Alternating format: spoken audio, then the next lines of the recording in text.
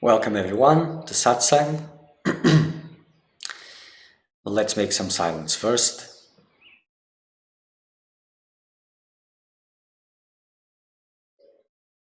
Nothing matters.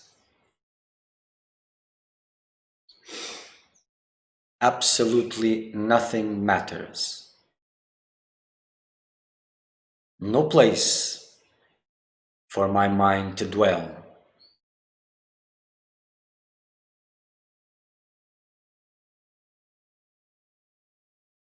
Nothing to occupy this mental space. Nothing worth touching.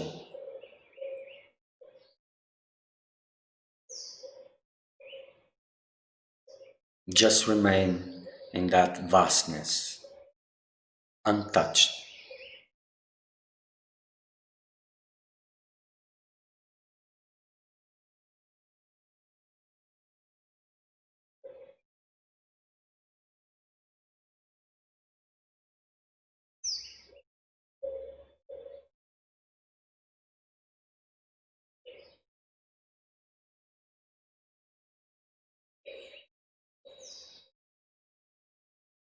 No thoughts, no feelings, no emotions, no sensations. Nothing touches me.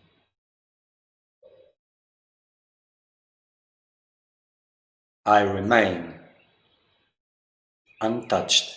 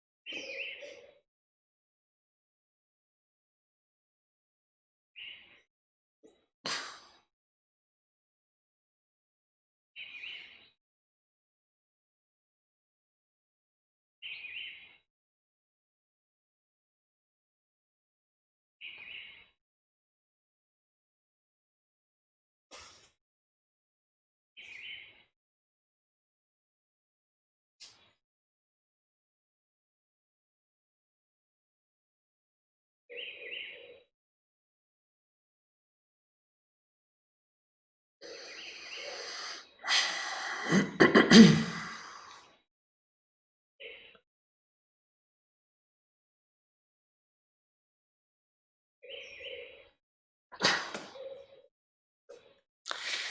so welcome to all.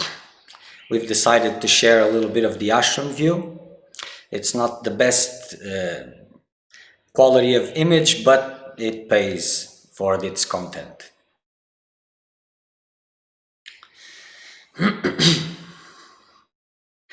So today we'll talk a little bit about self-inquiry.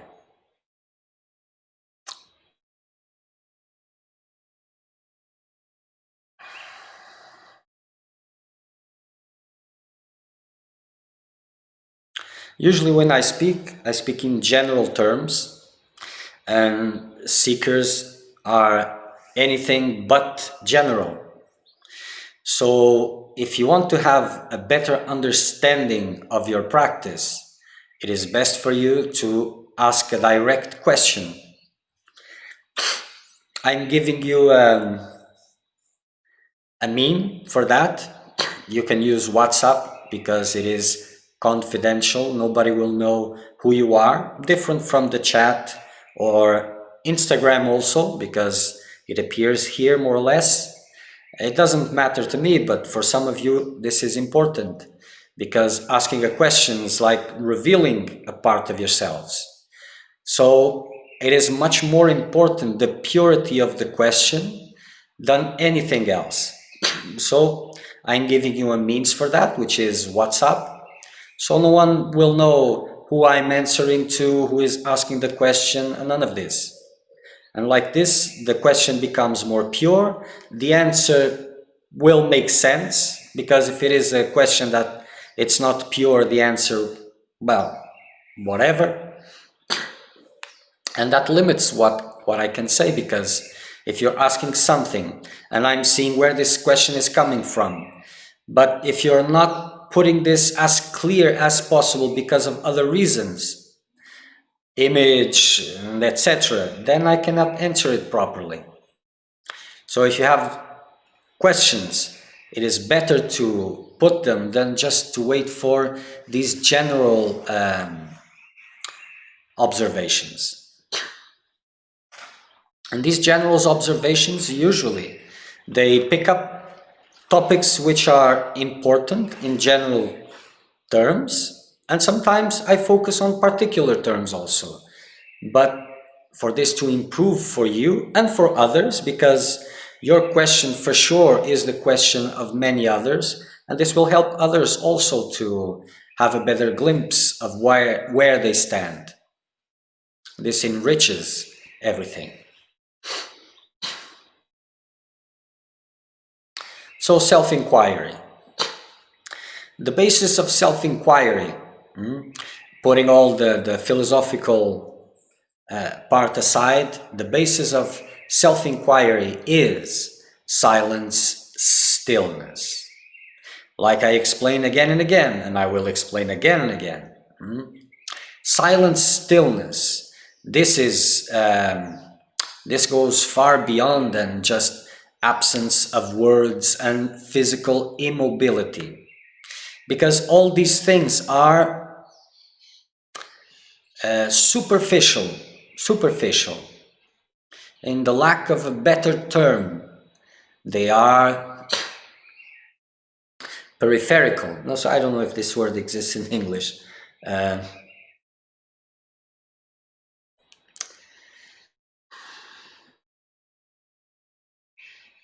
So let's look at I'll try to explain like this. The source of identity, that which you inquire into, it is the center.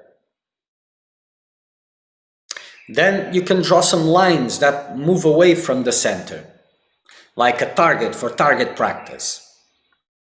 And in the outer layers of this target, in the outer lines, you have the physical activities, the physical body, and all these activities, worldly life and whatever.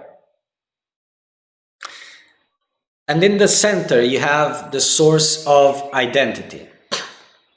that which you inquire into. You see, normal life is like an expansion of attention that moves away from this center into the outer lines infinitely. And self-inquiry is bringing this attention to the center, to the center, to the center. And as it moves to the center, these outer lines dissolve. They lose meaning, significance, and they dissolve, they disappear. So self-inquiry is coming back at this center, staying at this center, diving into this center, staying there.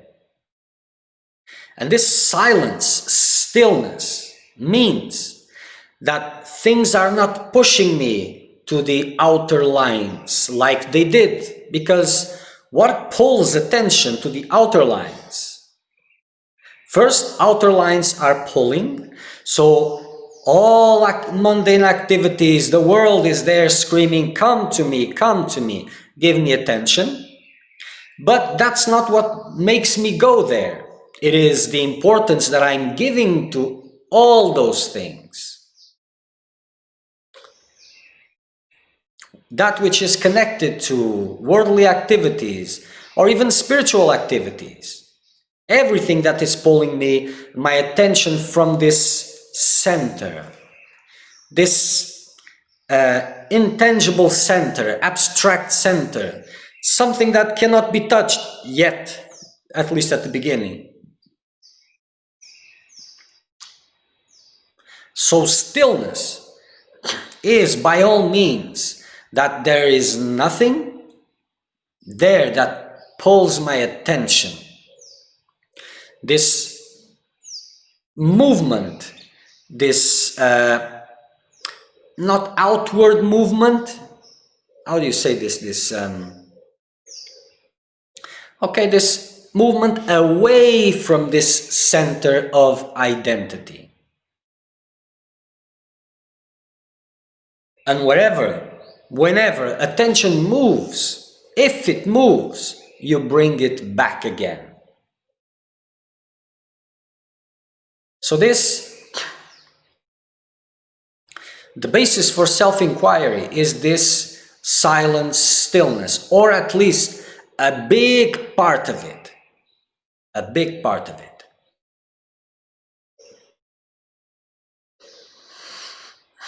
There is nothing that really matters. There is nothing that is worth my attention to move towards it apart from this center of silence, this center of identity, the source.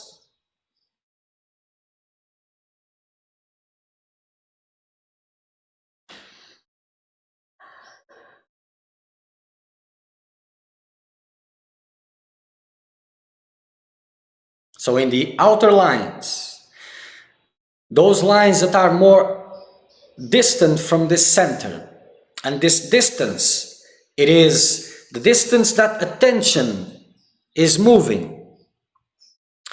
And some people are living in the outer lines, others in the closer lines, those who are giving more attention to what happens in this intimate space of perception. They are living in the inner lines, more close to the source. And this is just a graphic, the distance that attention is moving. And there are those that are living more close to the center. And these ones, they are not engaged in worldly activities or in normal spiritual activities, for the lack of a better term.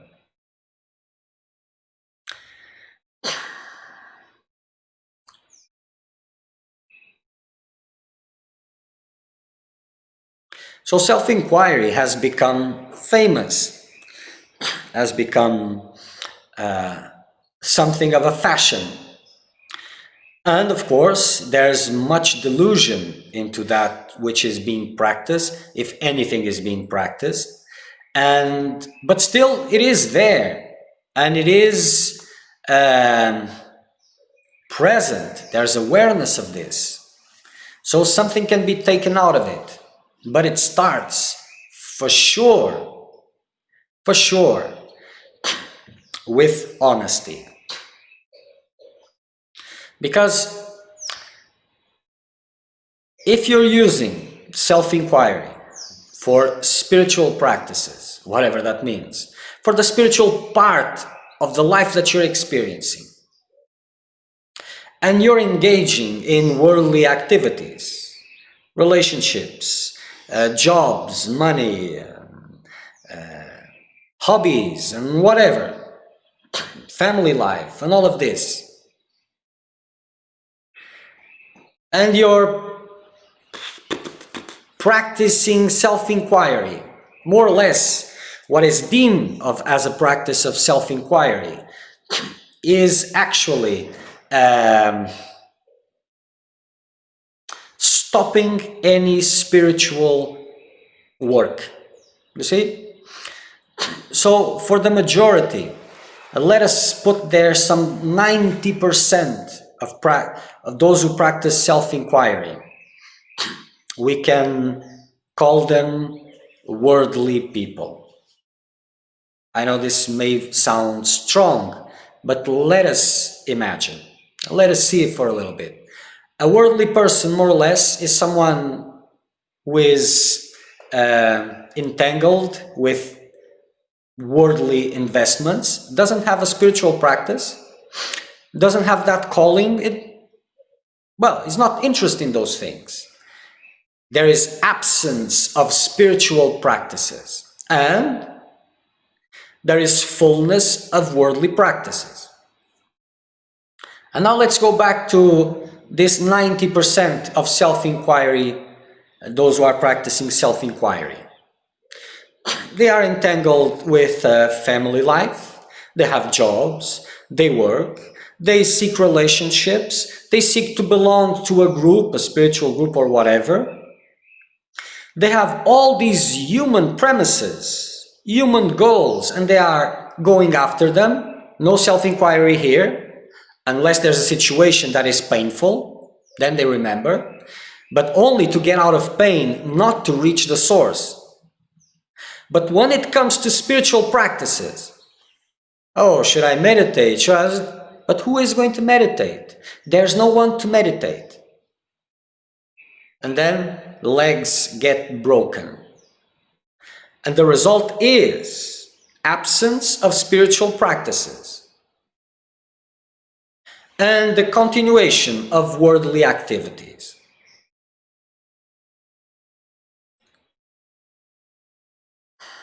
It doesn't matter what kind of noise you are entertaining yourself with, if it is worldly noise or apparent spiritual noise, because any philosophy, if it's not being lived fully, it is just noise. And these words, they are not about judgment, it's about giving opportunity for you to think. So whenever it comes to, because after the lights turn out, so after you've gone through this excitement of belonging into something, after your Facebook posts doesn't give much, those likes and all those things doesn't get too much emotion and all of these things, then what is left? And then you will see that after all these things lose their value that they never had, where is your progress? But for who is the progress? Blah, blah, blah, blah. Where is it? It won't be there. And if you try to gain this, the same teachings that are supposed to help you to move beyond personal investments so that dissolution of the personal continues, they will block you because, well, but who is going to meditate? Who is going to, for who is the need of freedom? And it blocks you from spiritual investments for that which could really, actually mature you to the point that you can really practice self-inquiry fully. You are removed from that. And if you go to a teacher, like you like so much to talk about, teachers like this, and you ask the question, then the answer is always the same. No way out. But who is asking the question? It's like Vipassana teacher. Oh, I have this problem in meditation. I'll meditate some more. And there you are. But at least you have the meditate some more to help you. In that, the other case, nothing there. And what is left? But nothing is telling you. No one is telling you anything about your worldly investments. About your worldly, that is all fine. And you're being tricked with that which you're asking for. But still, if self-inquiry has become a part of your consciousness, of your life, of your world, if it has come knocking at your door, that means something.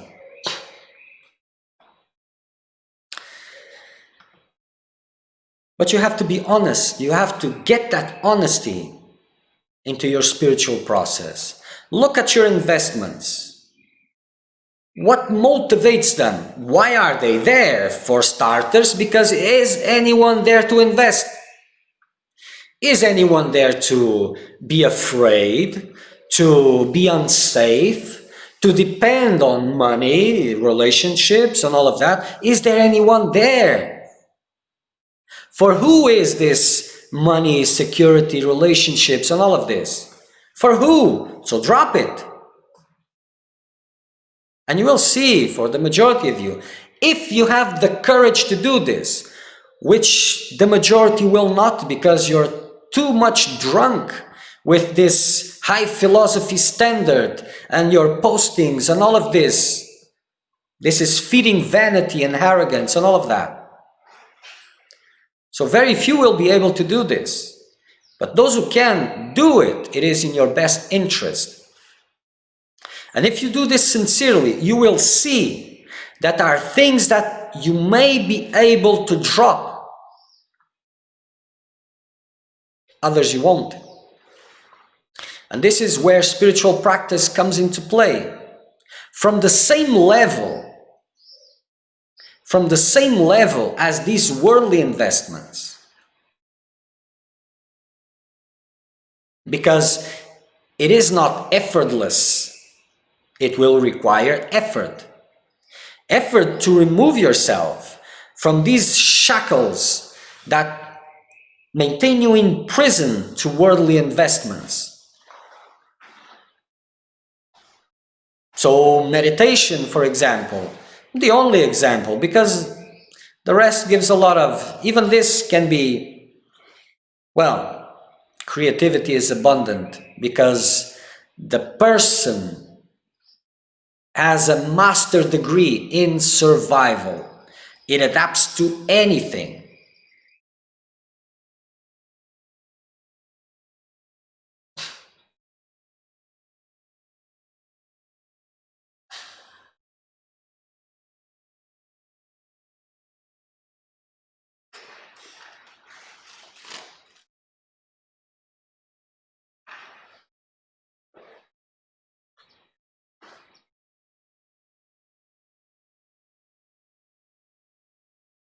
So who is there to abandon everything? And is there anything to be abandoned? But who is there holding to everything? Is there anything to hold on to?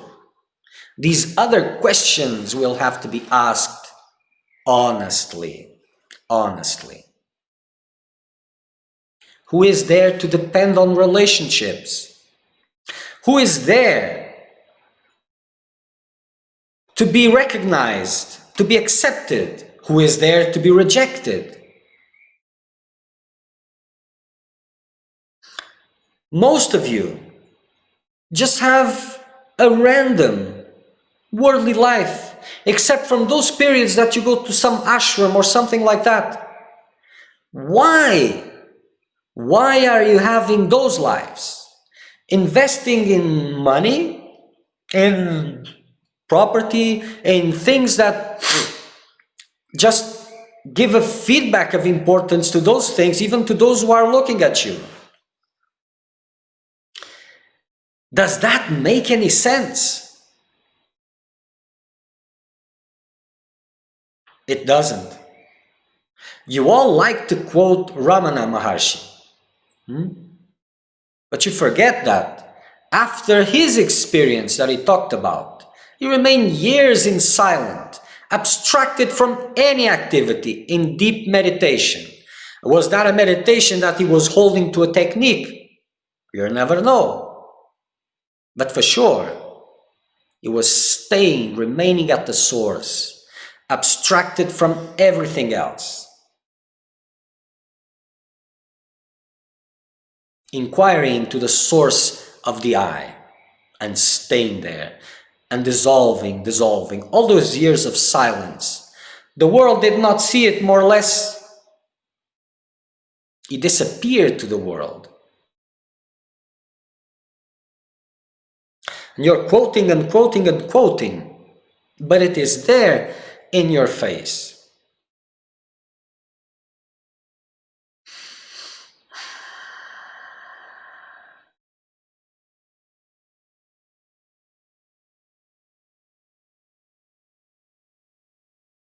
As long as you don't have this silent stillness, this or lack of interest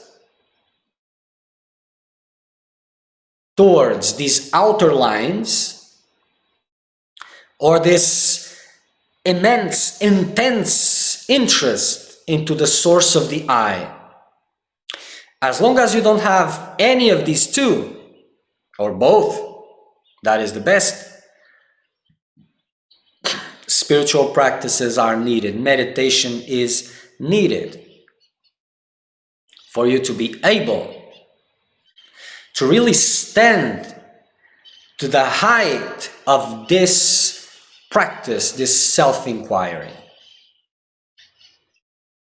Or else, you're just fooling yourself.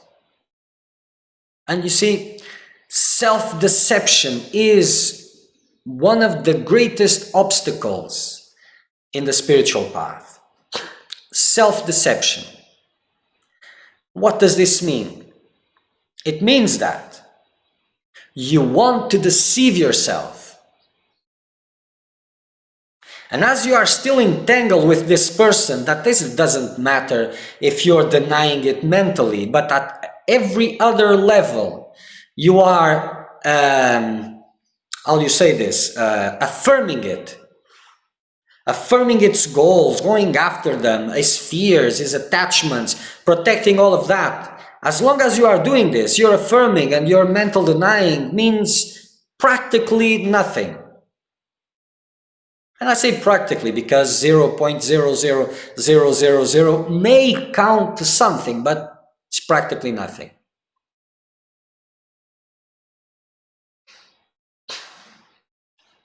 So if you have heard about self-inquiry, if you're into it, that means something.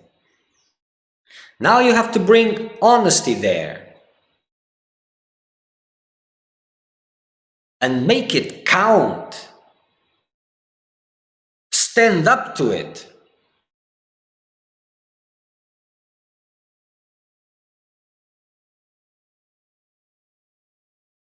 For sure, this is the longing of your heart. You see, it doesn't need to be a spiritual person to understand one basic principle. Where the crowd is moving, that's not the right direction. So you can look at this in worldly currents or in segments of society. Spirituality, same. So where the current is going, that's not the place.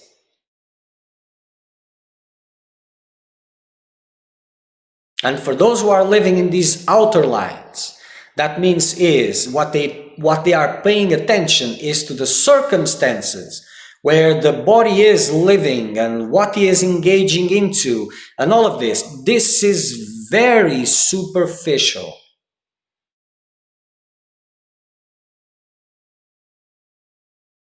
And this question, who is the one who is asking the question? Who is the one who is anchoring for this? This is something for you to drop whatever is there disturbing and returning to the source. It's not about cutting your legs,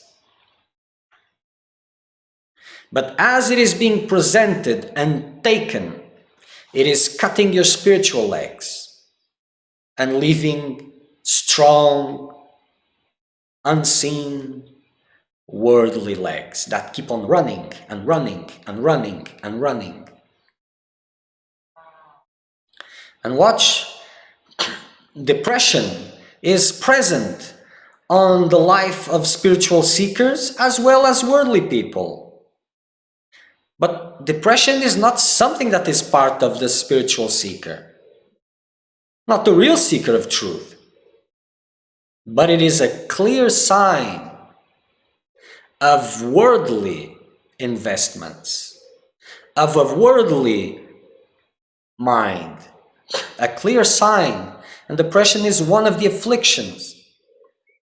And you look at it, someone who is depressed, it is receiving from it himself a very profound understanding of its own life. Very profound, because it doesn't have the willpower to invest, to get out of bed. Get out of bed for what? And what is this profound understanding? It is that, look, whatever you're giving value to in your life in this moment has nothing of value for you. It doesn't add anything. But then society says something else. Family says something else. It's your problem. It's like you're in a full stomach and everybody says, oh, this is the first course of the meal. There's the second, the third, and the fourth. And everybody is just eating the second one, the third, the fourth. And you're there like, I'm not hungry anymore. And everybody looks at you, well, you must have some problem, because it is normal to eat 4, 5, 6 dishes. But I'm not hungry. Wow, you have to take some pills or something. But this depression, it is profound wisdom. It is your inner nature talking to you. And it talks about, it is a worldly symptoms, a symptom of worldliness. Because that's the biggest waste of life. You see this, there's an image in certain countries. Now, modern times, you don't see this, because when people get old, they go to these places to be there, away from the family and society, so you don't watch old age. And why is this important? Because when you watched old age, and you watched old people in the last phases of their life, I remember this. You would see just the old people sitting outside, just waiting for the end. They will look at others, they would look at the life of others and all of this, and just waiting. The majority would be just waiting. And that would make you wonder, what is the purpose of life? So, going through this worldly life, anchoring for all these things to end up like this, No wonder they put them all into these homes where they can stay there and society doesn't see them. Because they are the product of the values of today's life. They are the product. They are the end factor. So you're investing in everything that you deem important, that society is telling you, this is what you need to go after, but you do not have access to the end of all of that. So I give you a challenge for you that are still entangled with all of that. Go watch these homes where these old people are in the last phase of their lives. And go see where, if you go there, you will see where the road that you are going through, where it leads actually. Not too glamorous and with applauses and the crowd and all of this, but there, to those homes, just waiting. Dropped, abandoned, and waiting.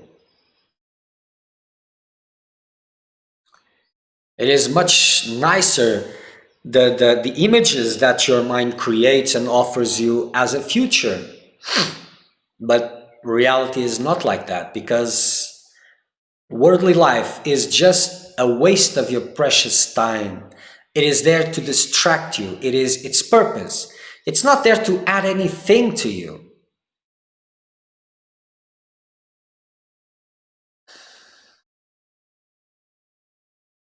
But for those who don't have any spiritual aspiration, it is part of their life.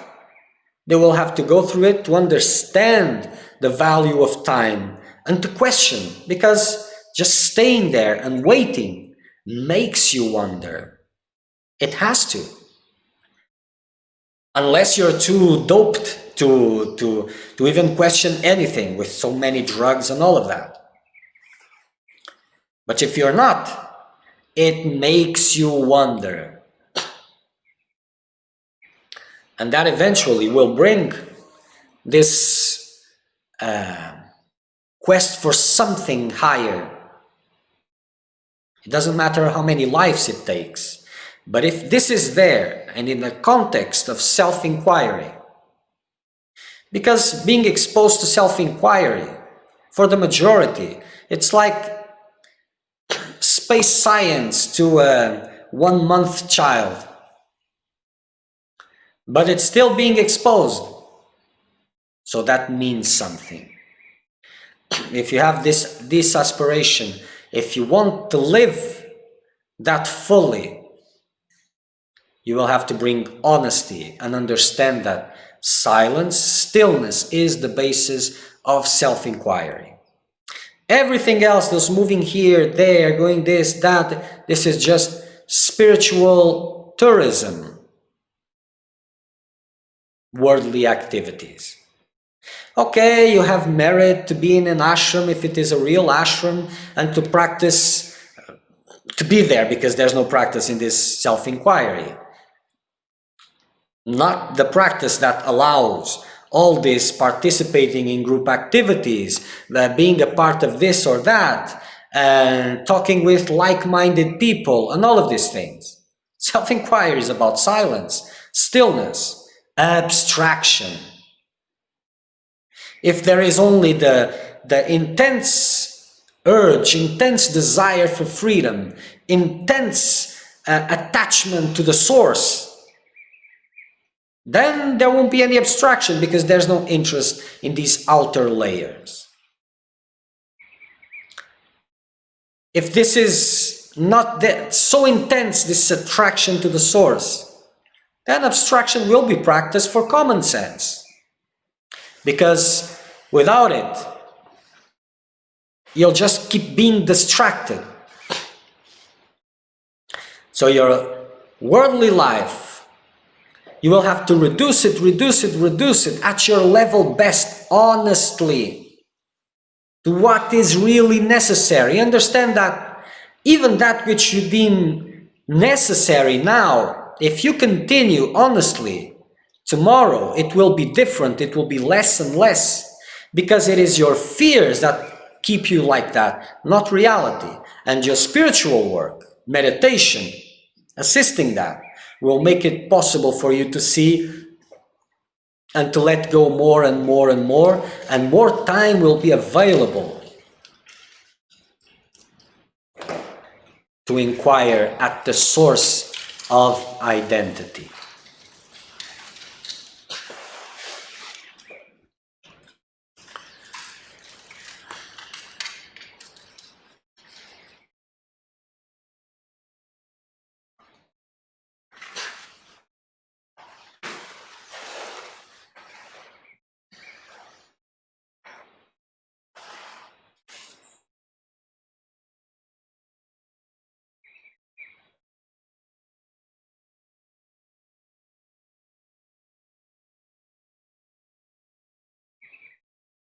What disturbs this stillness, this silence, is unimportant. There's nothing valued enough to take my attention from here.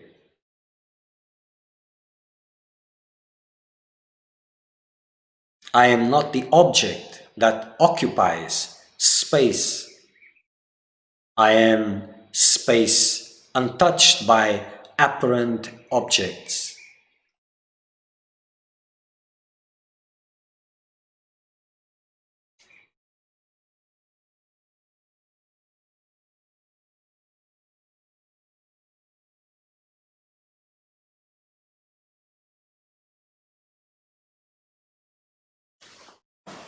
And it's not just mental attitude. Silence is vibrating, intense.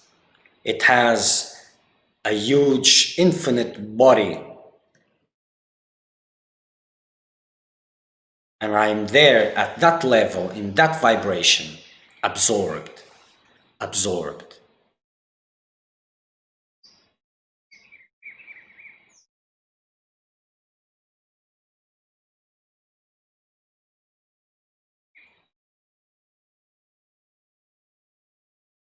There's nothing that really needs to be done. Just staying here.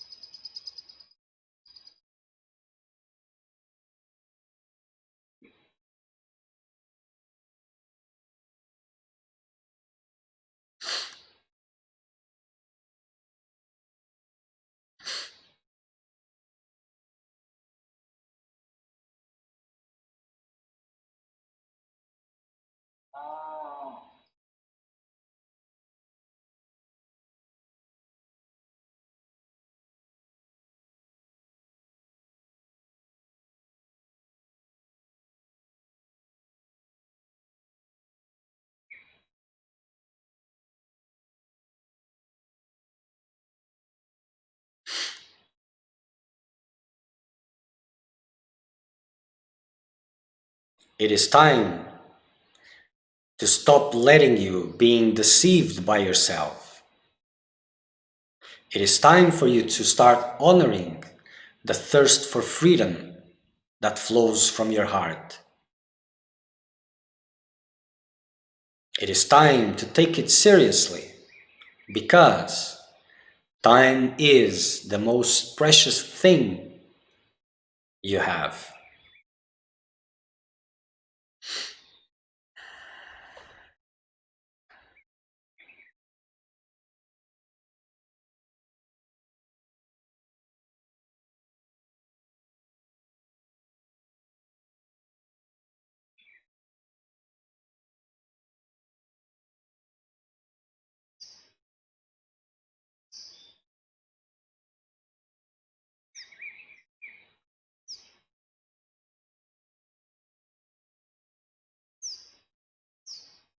Okay. So next satsang will be Sunday, 9 a.m. UTC -3 Brazilian time.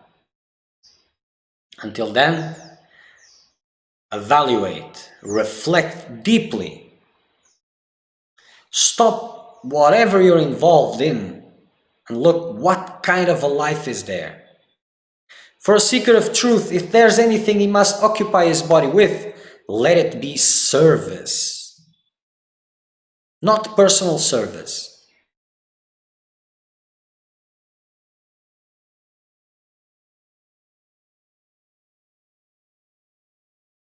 Rejecting tradition, rejecting wisdom is not wise, is not wise.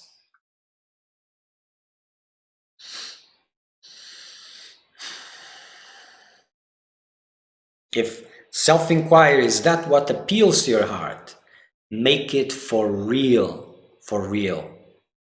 Not just in a little bit of segment of your life. There's no time to waste.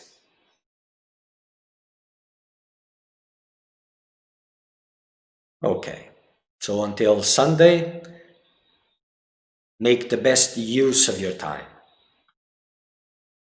Much.